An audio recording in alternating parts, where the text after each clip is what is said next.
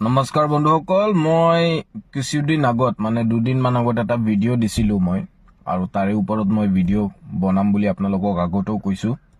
আৰু মোৰ ভিডিঅ'বিলাক আপোনালোকে শ্বেয়াৰ কৰিব, কাৰণ শ্বেয়াৰ নকৰিলে মানুহে গম নাপাব যে আজিৰ সময়ত মানুহৰ লগত কি হৈ আছে। মই আজি দুদিনমান আগতে যিটো ভিডিঅ' আপলোড কৰিছিলোঁ, তাৰ পিছতে মোৰ লগত মানে মোক ডিষ্টাৰ্ব দিয়াৰ কাৰণে যথেষ্ট মানে চেষ্টা, ৰাতি মোৰ ঘৰৰ পাছফালে মানুহ আহি মানে ল'ৰা আহি গাড়ী আহি হুলস্থুলৰ পৰিৱেশ, তেনেকুৱা ধৰণৰ এটা পৰিৱেশৰ সৃষ্টি কৰাৰ চেষ্টা কৰিছে। কিন্তু আমি সেইবিলাক বস্তুত ভয় কৰি বহি থকা ল'ৰা নহয় আমি, ঠিক আছে।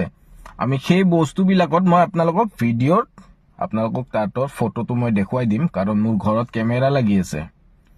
তো কেমেৰা লাগি আছে, সেইকাৰণে মোৰ তাত সকলো বস্তু আছে। সেই ফটোকেইখন আপোনালোকে চাব পাৰে তলত। এতিয়া আপোনালোকে গম পাইছে, এইটো মোৰ ঘৰৰ বাওঁ চাইডটো।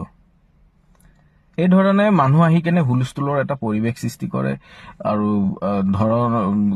নানান ধৰণৰ বেয়া শব্দ। আমি সেই বস্তুবিলাকক চাই, কেইজনমান দালালক চাই, কেইটামান সেই আপোনাৰ 200 টকীয়া কুকুৰক চাই আমি বস্তুক ভয় কৰা ল'ৰা নহয়। যি কথা উঠাইছো সেই কথা ৰাখিমেই। যিমান মোৰ অসুবিধা নাহক, মই নিজৰ কথা ৰাখিমেই।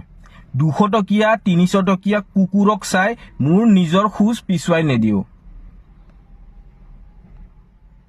মোৰ কথা এটাই, আজিৰ সময়ত ফোন হেক কৰা চিষ্টেমটো কেনেকে নৰ্মেল মানুহৰ হাতত আহিব পাৰে, কেনেকে নৰ্মেল মানুহে হাতত আহি ক্ৰিমিনেলে ইউজ কৰি সেই ব্যক্তি বিশেষক,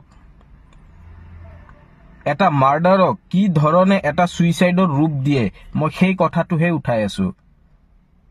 মোৰ লগত হৈছে, সেইকাৰণে মই কথাখিনি জানো।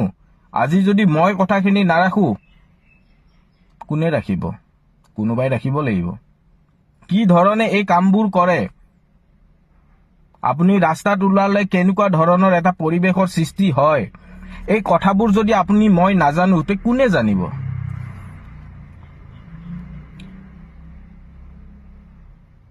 আজি যদি মই এই কথাবোৰ আপোনালোকৰ ওচৰত নাৰাখো, কোনোবা এজনেতো উঠাব লাগিব।